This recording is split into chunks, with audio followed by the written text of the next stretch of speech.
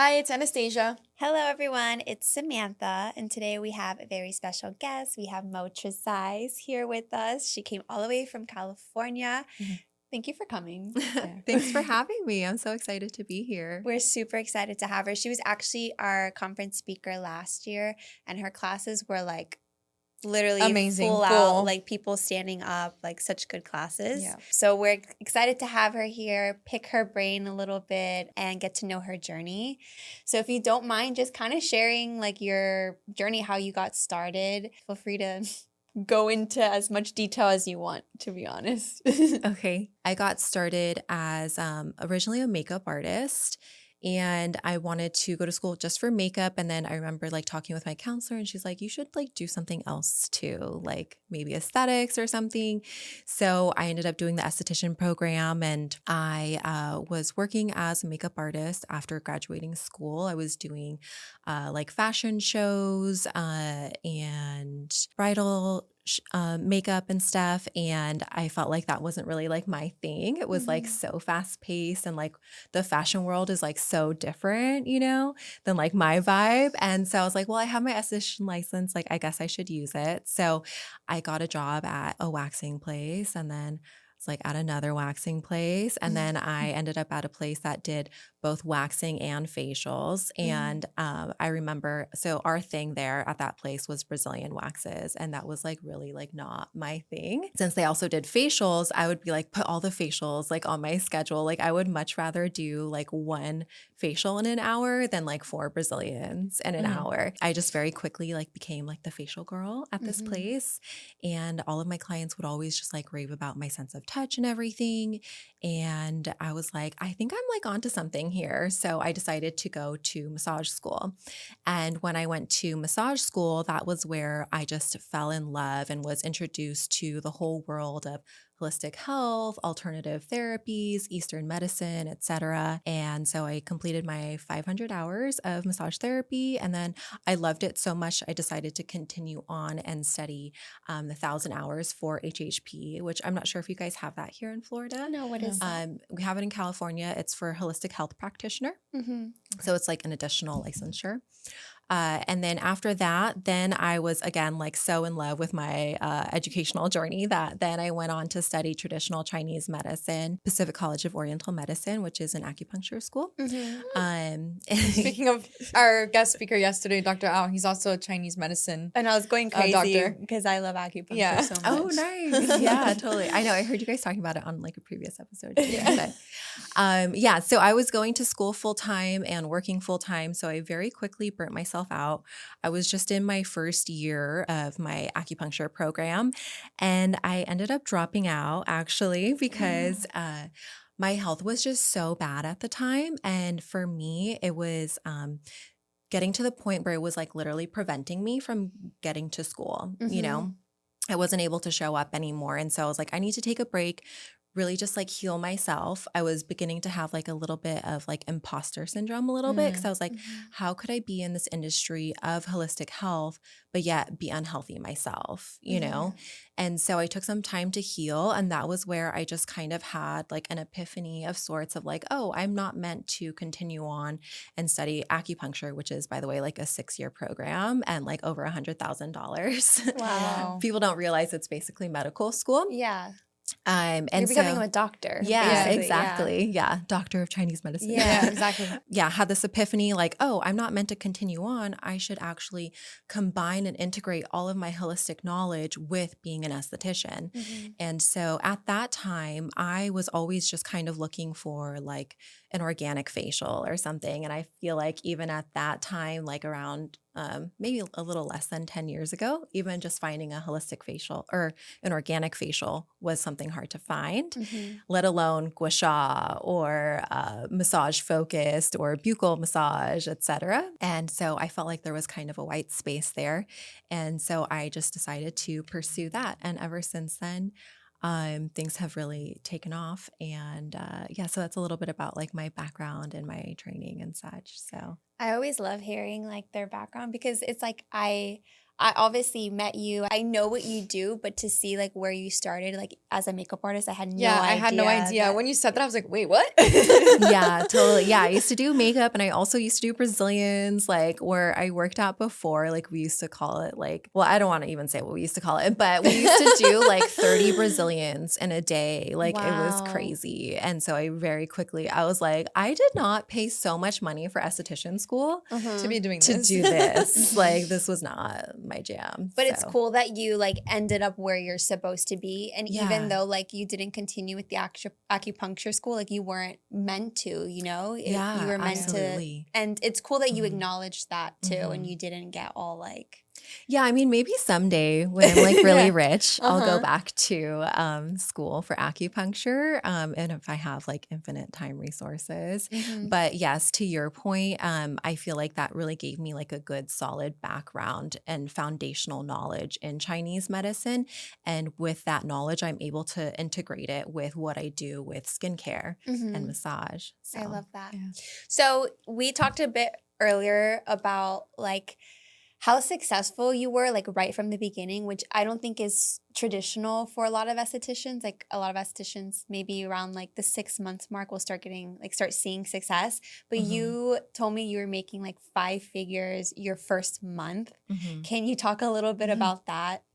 Yeah, totally. So, just to set the scene a little bit, right after I had gotten out of school and kind of had my healing journey, my awakening, so to say, I found myself working at a spa and it was kind of a startup. So, I had helped this woman completely start this spa business from the ground up. Basically, I had the brains and the background knowledge of, the spa industry, and she was just a business person. So I helped her start up this business. And at the time, basically overworked and underpaid. I don't know if it's legal here in Florida, but I was an independent contractor. Mhm. And it's since now like not really legal to do that in California. But I say all of this to say, just to kind of set the stage a little bit, when I was working for her, I was just making a commission on my services. It was a very low commission. I was having to pay my taxes and everything. And so I remember one day when I ended up like totaling up everything and looking at my numbers, I was like, wait, I'm making like less than $8 an hour and I'm working full time. And so I Wow. found myself on food stamps actually because I was just trying to make ends meet. I remember one day I just kind of came to her and I was like, hey, like we need to like readjust this situation. I love working here and everything, but like I'm not even able to survive, financially. And she was like, okay, cool. I'll come up with something. I'm like, okay, yeah, sure. I thought Mhm. like just a little speed bump.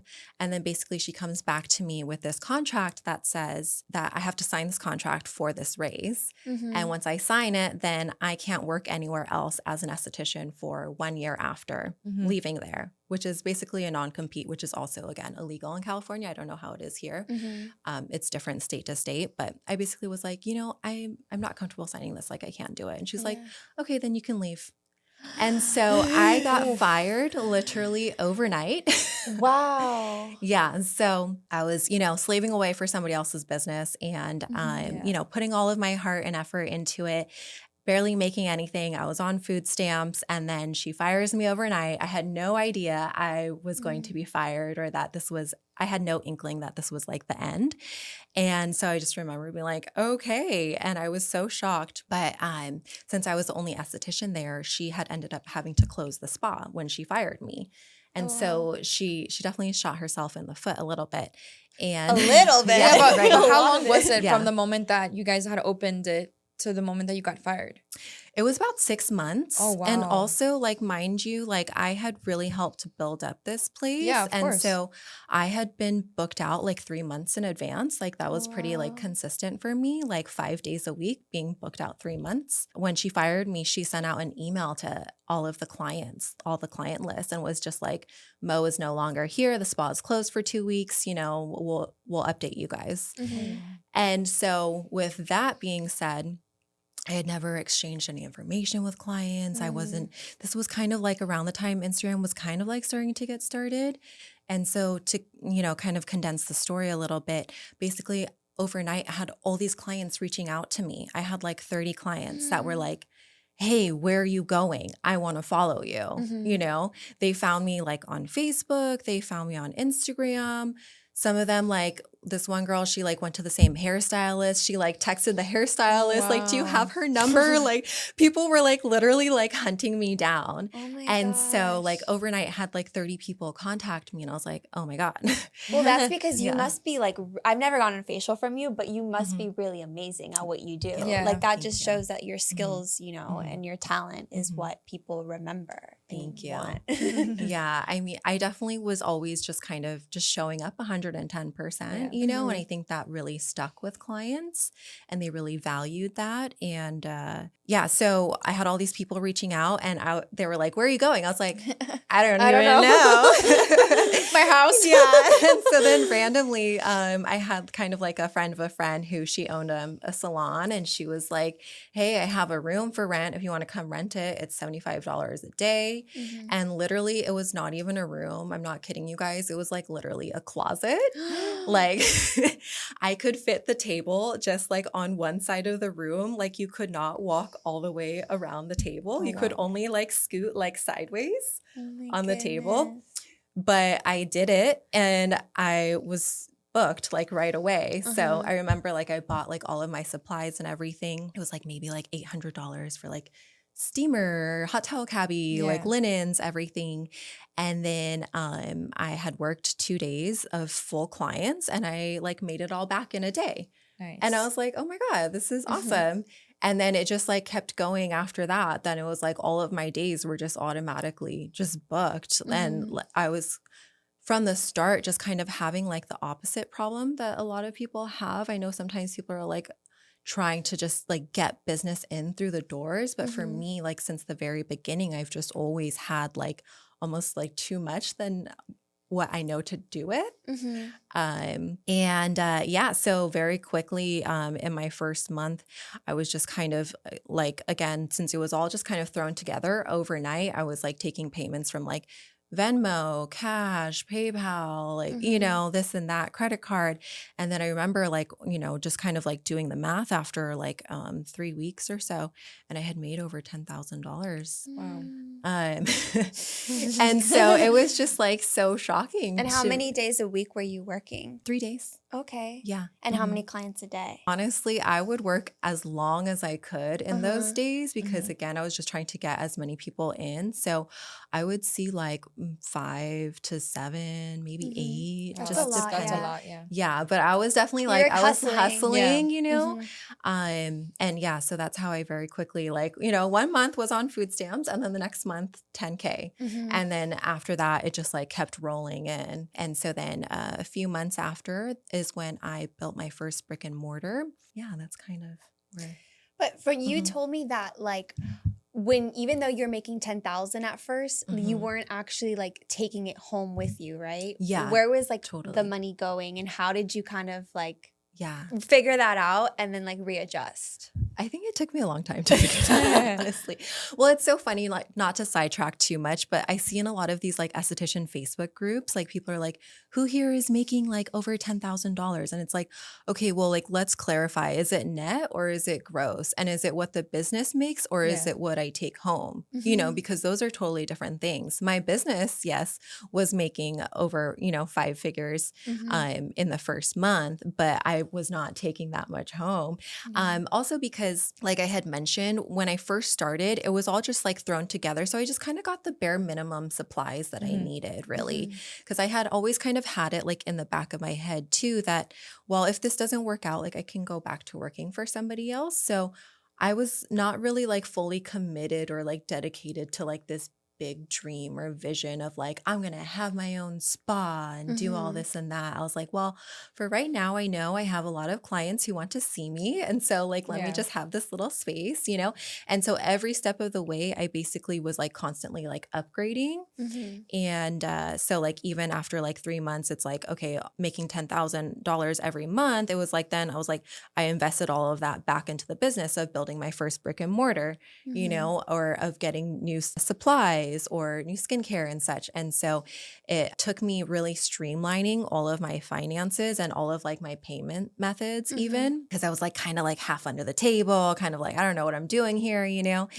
And it took me just like streamlining everything to kind of figure out like, okay, this is where things are going and I should readjust because, you know, when you come into like that much money so fast, it's almost like you don't know like what to do with it. You know, some people might just hold on to it and some people will spend it like crazy. For me, I always wanted the best for my clients. So I'm like, I want to get them this new massage table or like, I want, you know, this or that. So I was always trying to like upgrade things, but it was sometimes to my own detriment because then I was realizing like, wait, how did my business generate this much in a month, but yet I barely took home X amount? You know? Yeah. And so it took me really prioritizing, like I would have to like sit down and be like, okay, this is what the business needs. This is what it's going to cost, like basically budgeting, you know, which again, like I came into all of this. And when I started my business, I was 22. When you had like your room, you were 22? Yeah. Aw.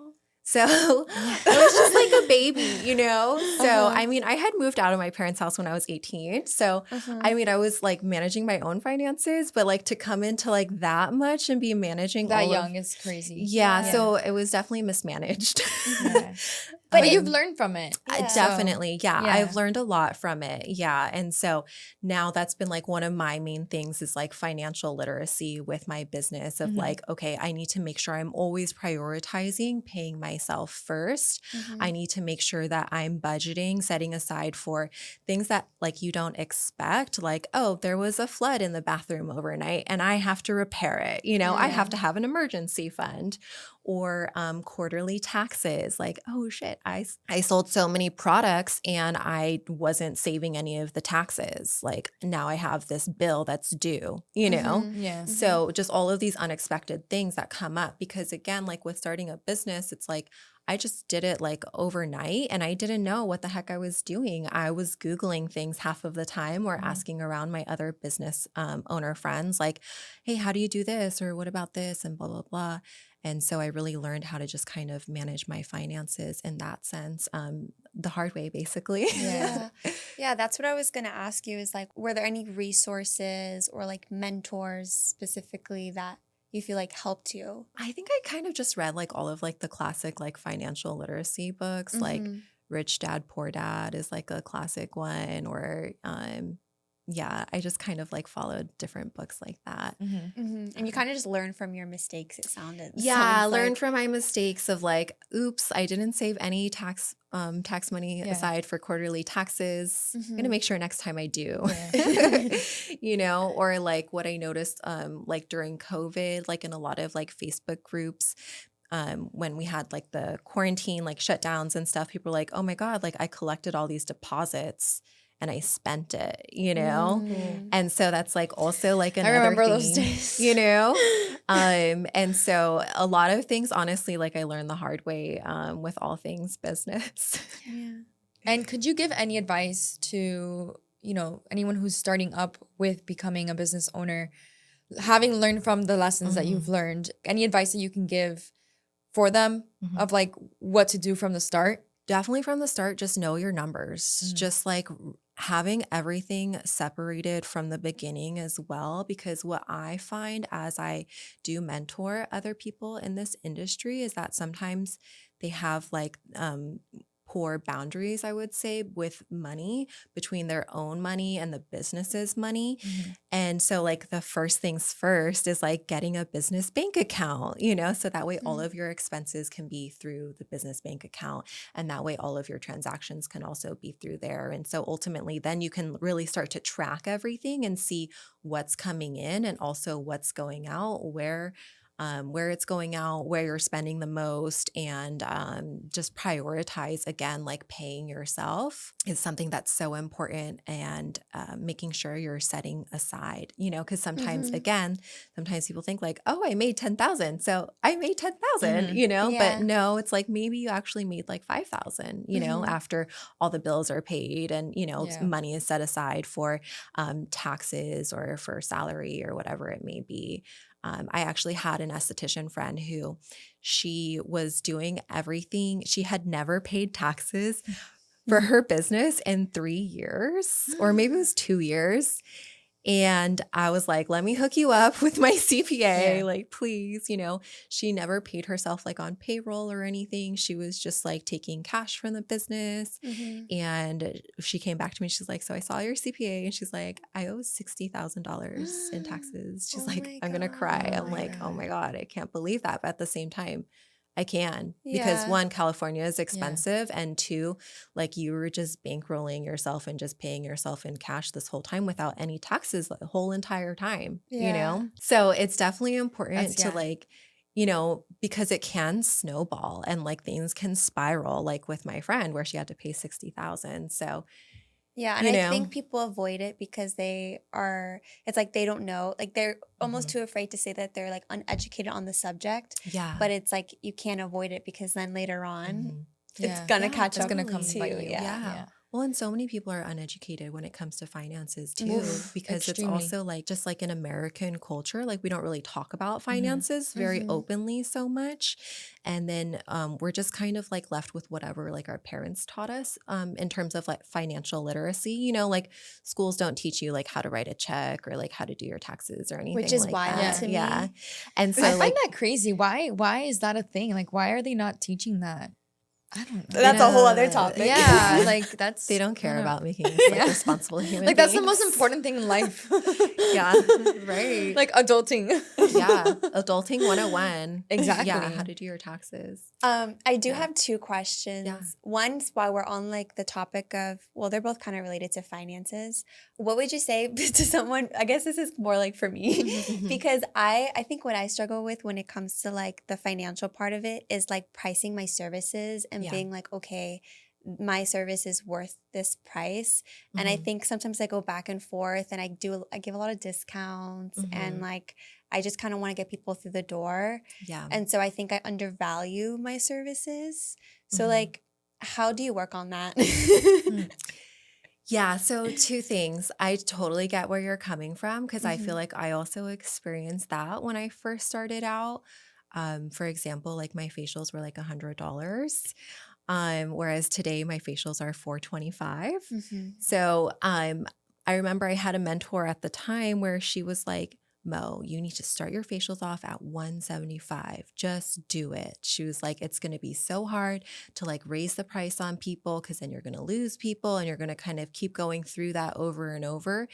And to be honest, I didn't listen to her. It's like I prefer learning things the hard way or something. And so my prices were same, also low, because I kind of had like that like mental block or like that maybe like fear or scarcity mentality of like not knowing my own worth or not feeling worthy of that price point. Like if you told me like 8 years ago, like, oh, your facials are going to be $425 someday, I'd be like, what are you talking about? That's crazy, I wish I would have listened to her because when I did go through with raising my prices, I did go through that where it's like, oh, I have to like tell everybody, hey, I'm raising my prices. And then, you kind of get like a little bit of backlash where people are then upset because they like can't afford to see you anymore, And then, you still kind of have like some like clients that like get to be like homies almost. And you're like, but I'll still honor the old prices for you. But then that's kind of almost like essentially violating your own boundaries too and your own self-worth. And so I say all of that to say that I wish that in the beginning I had my prices at what my mentor had recommended for me to be at.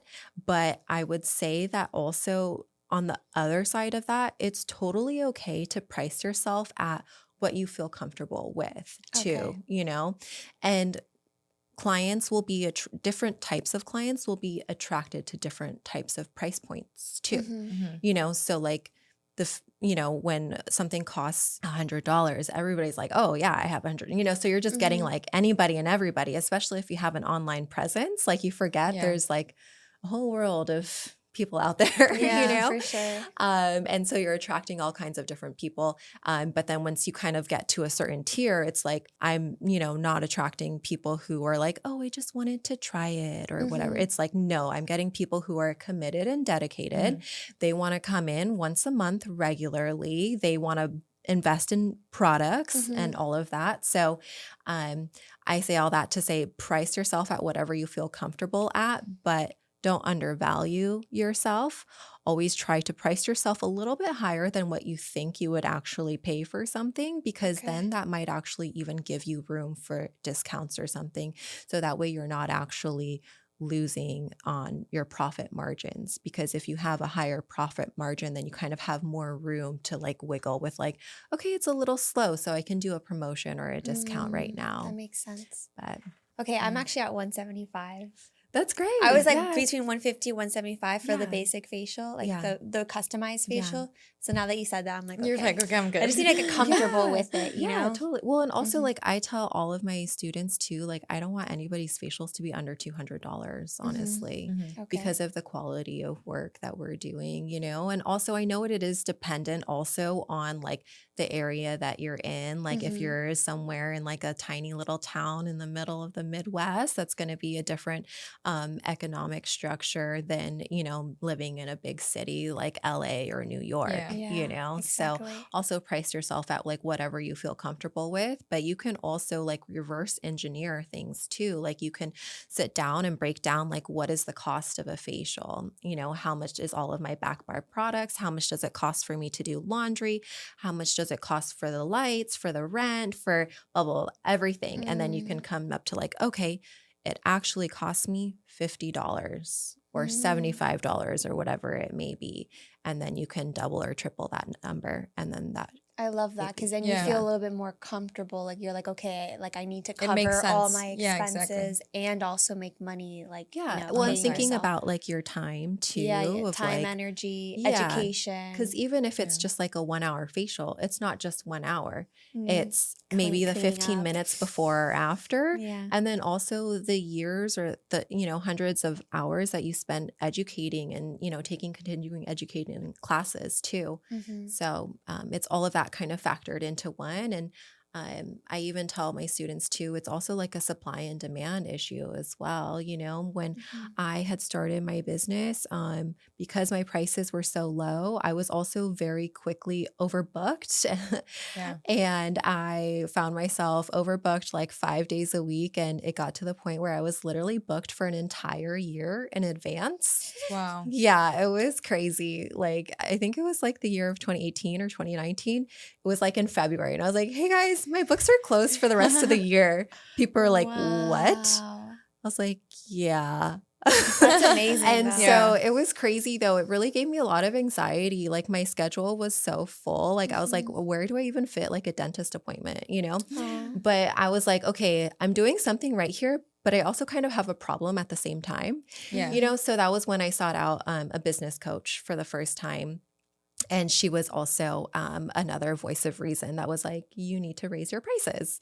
But she raised me to a scary price because at that time, I don't know, it's like I went through so many like price jumps as I was like growing and evolving and stuff. But I remember my facials were somewhere around 175, 200. And then she was like, you need to double your price. And so I was like, I cannot tell you how afraid I was of doing this. And I remember I had a virtual assistant at the time, and we had like drafted this email that we're going to send out to all my clients and everything. And she was going to send me like the draft, but she accidentally hit send. Yes. And she sent it to all of my clients. And I was like, oh my God. and what so happened? I wasn't like mentally prepared. Yeah. My phone was blowing up. Oh my God. My phone, like my email, my DMs, everything was blowing up. And honestly, I was getting cancellations left and right. I was having a total meltdown. I was like in tears that day, but I had clients. I was like, I have to pull it together, I remember my friend was like, well, like this is kind of like how the universe like wanted it to happen, like even if it was an accident. And so that was when I was booked a year in advance. So about half of my clients ended up canceling. Mm-hmm. But I had raised my prices to double. So it ended up Like it was an equating. equivalent. Yeah. Yeah. It And worked then out. for me, again, it was just a very strong lesson in having boundaries of like my time and my energy, because you know how it is. It's like we give so much in our sessions Mm-hmm. that it's like we need to make sure we're not overworking ourselves, because if we're overworking ourselves, or if we find ourselves in a place of burnout, then it's like we're not good to anybody at Yeah. that point. You know, it's Yeah, like you just become angry. Yeah. yeah, and- you can't pour from an empty cup, you Mhm. know? And so that was also when I really learned, you know, from being so overbooked, I was like, oh my God, I need to prioritize myself. I need to prioritize my self-care, you know, Mhm. doing things that help make me feel good. And also like, you know, okay, I can't schedule like 7 people in a day. I need to make sure I schedule maybe 4 people maximum. I need to make sure I schedule myself a lunch break. Like what a thought, you know, eat some food in the middle of the day, you know? Yeah. And so that was kind of how everything ended up going. Wow. Yeah. And to kind of like fast forward, but also Yeah. bring back what you Mhm. said when you were working in that room, how did you Mhm. get from there to where you are now? Because now you have your own your Yeah. own space. Like how many years has that been? Like how did you get into that? I would say the dream and the vision has kind of evolved multiple times, but still like the underlying goal of helping people has Mhm. always remained the same this Mhm. entire time. I had originally moved from that single tiny little room Mhm. to my own brick and mortar, and that was in Ocean Beach in San Diego. And I realized after some time that that area was actually not the area I wanted to be in, just the vibe there. Mhm. And then I moved to a different area, and there I had 3 rooms. And then it was maybe like a few months after moving to this new location was when COVID hit. And so I had to let go of all of my employees. You know, we were in quarantine. I also got pregnant. So there was a lot of moving pieces. And I was in that space for maybe 5 years or so. I don't know. Everything's kind of blurry. Maybe 5 years. And then fast forward, I moved my location up north to Solana Beach, where I am now, where we've been for 2 years. Mhm. And that's where we have 2 rooms, and we have a storefront, and like everything again just like slowly evolved as the business evolved, and like as like the clients needs and demands also evolved too. You know, I first started off like not even having any retail, and then slowly, you know, got my retail license, and then I was able to do retail, and then my retail selection really grew. And then especially like during COVID, my online store basically like carried us through quarantine and such. And so I also grew my online store with my inventory and different product lines and indie beauty brands and clean beauty and such. And yeah, so it really just kind of keeps Yeah. evolving and growing day in, day out. That's So. good. And I can imagine like with all the clients that just like kind of swarmed to be your client, like there's also probably estheticians that were like, teach me what you Yeah. know and stuff. So like when did that start happening? When did the transition happen from like esthetician to now educator? Yeah. When I first started off, I had people coming to me actually that are like, I want to work for you, you know? And I'd be like, okay. And what I very quickly learned was it wasn't necessarily that they wanted to work for me. It was that they wanted to learn from me and then go do their own thing. So honestly, I was burned quite a few times in the beginning, and it was quite frustrating because I give so much of myself and I really pour into my employees and my different trainings and such. And so then I kind of got to a point where I was like, I don't know what I'm going to do with this whole situation. And then I think it was in 2019, I had somebody that was like, hey, like, can I pay you to do a training for me? And I was like, yeah, sure. That actually makes way more sense instead of me hiring on an employee and having to pay them to train them. And then they take from me and then they leave, you know, before it's even like a 90-day, you know, probationary period. And so in 2019 was when I had one of my first students, and she was from Orange County, and she just drove down for the day, and we just spent a whole day just one-on-one teaching her things. And what I noticed a lot with my business is that things just kind of happened for me. And I was like redirected many times. And after I had that one girl from Orange County, I somehow randomly had this girl that came from France. And she was like, I want to learn from you. And I was like, okay. What's going on here? And then it just grew. And then I remember very distinctly, it was like, January of 2020, I was like, okay, I'm going to do a whole class. Like I'm going to have a group of like 10 people or something. It's going to be so much fun. And I had the date set for like the end of March in 2020. And then, COVID happened and everything. And I was like, okay. So then we had to like postpone it and then postpone it again, because of like closures and everything. Yeah. And then I was also pregnant at the time. So then it got to a point where then I was like, I'm just so pregnant. Like I have to do this class. So I ended up doing a group of people that were from local, like in San Diego. And then with my people that were flying in from different areas of the United States is where I started doing one-on-ones. And what I found with the one-on-ones is that we were able to sometimes get so much farther faster, depending on somebody's, background knowledge or how fast somebody learns, or we're really able to like go at somebody's pace.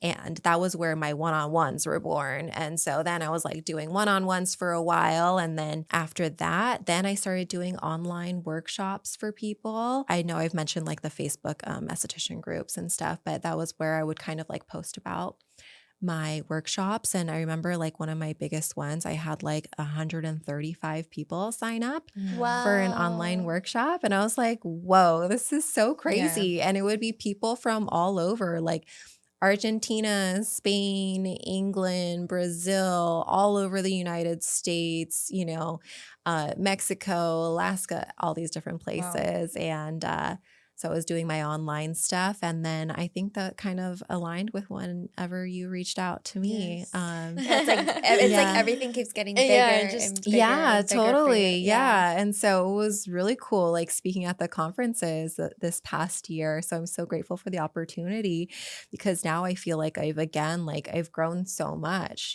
since then.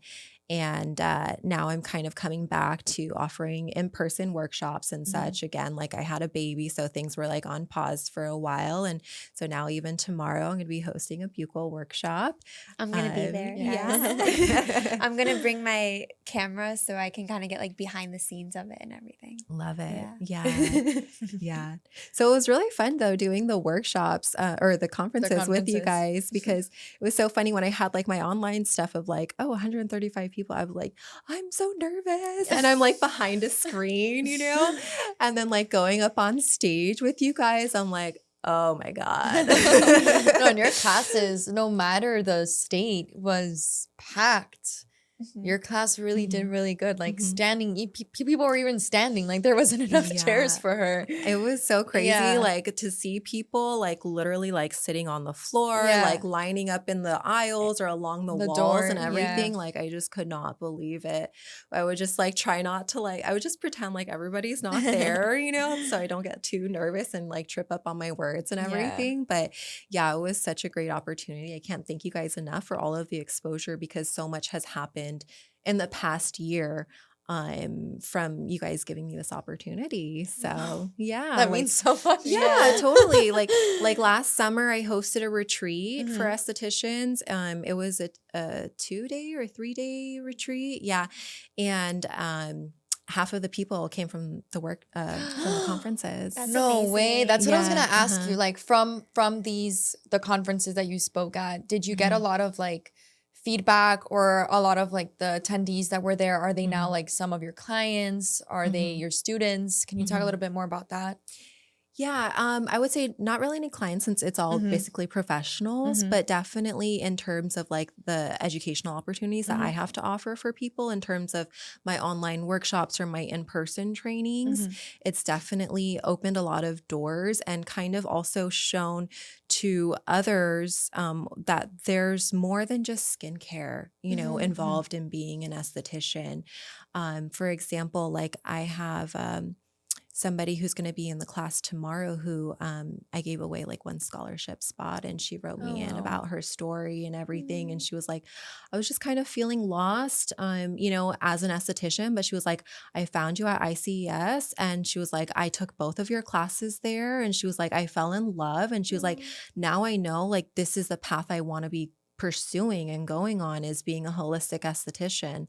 And so that just was really like, heartwarming to be like, wow, that's so cool that I was able to inspire somebody just with, my work and with what I'm doing, because I think ultimately the world needs more of what we're doing with, holistic massage, and touch-based modalities and such. Like I also like to teach estheticians that, we're able to get skincare results just through massage. Like it doesn't even matter sometimes like what products we're using and so on and so forth. But, it was really cool to just, connect and network with other brands, or also other estheticians from all over the country, and also people from all different backgrounds too. Some people there were maybe like business owners, some people were cosmetologists or estheticians and so on, or some people were like for 20 years or like for 1 year, or like still in school. And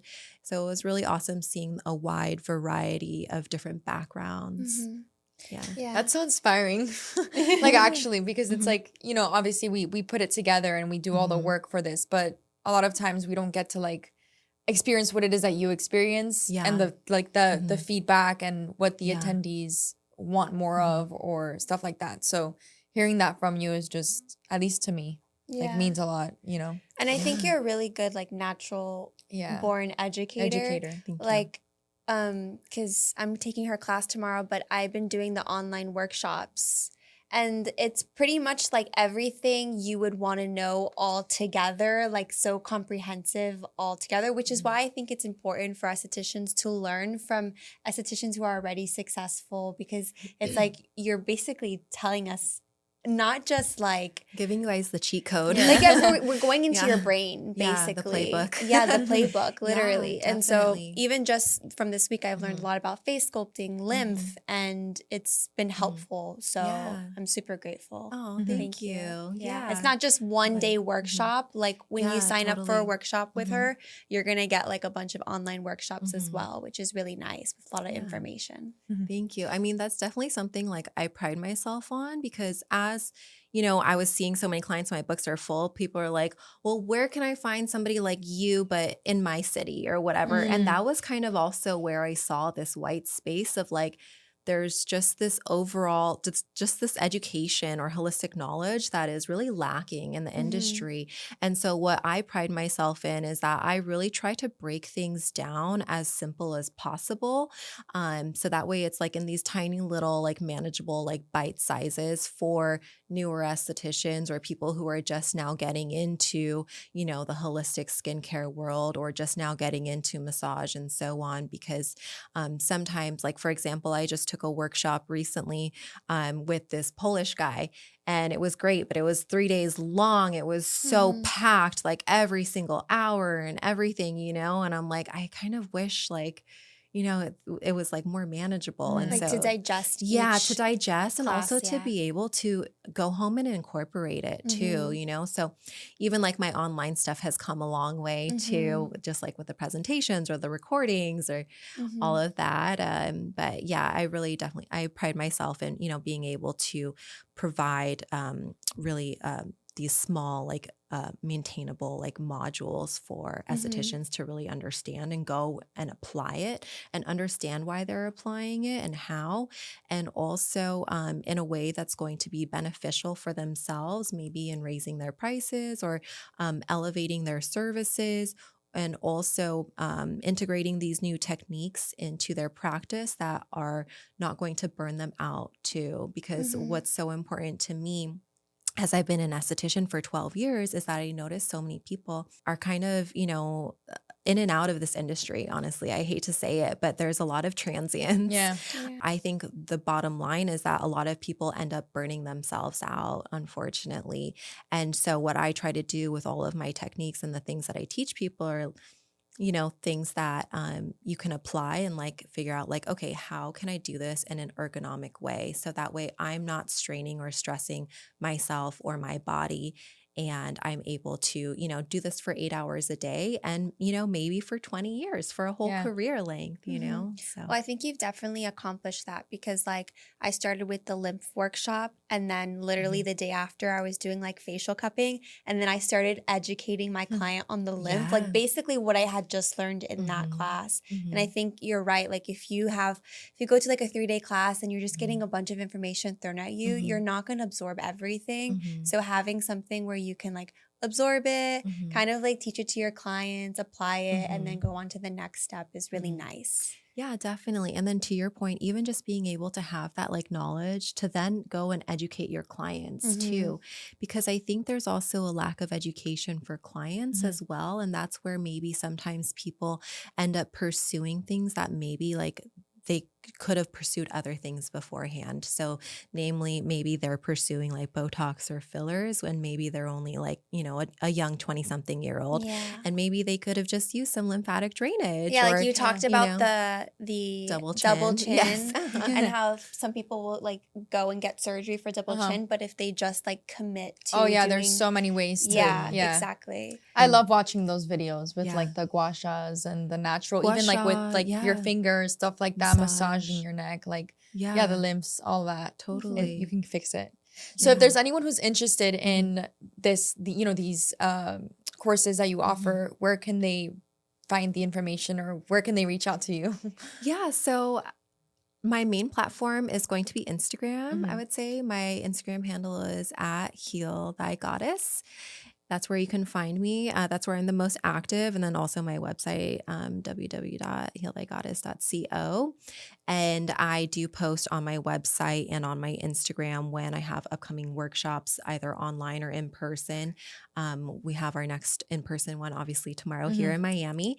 And then after that, I'm going to be doing one local in San Diego in the summer, probably like June or something. And then hopefully some more online stuff in between now and then.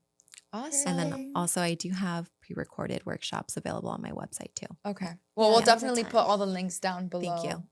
So they can just click on that. Yeah. But thank you so much for all of this. Yeah. We're super excited to have you. I know. Thank you for coming. I really love your Yeah. topic because I think we actually get into the nitty gritty of things, like Especially valuable finances, information. yeah. We don't really like. I feel like finance is such a like taboo topic. Yeah. So it's nice totally. for you to like be honest and really share like what helped you and what you learned. So thank you. Yeah, Yes. definitely. Yeah, I'm happy to share. And hopefully my experiences and all my mistakes can teach other people what not to do. Yeah. Actually listen. Yeah, exactly. Yeah. Lots of valuable information. Yeah, that way you'll be a 6-figure esthetician overnight. Yeah. You got this. Well, bye, Bye. Esties. Bye.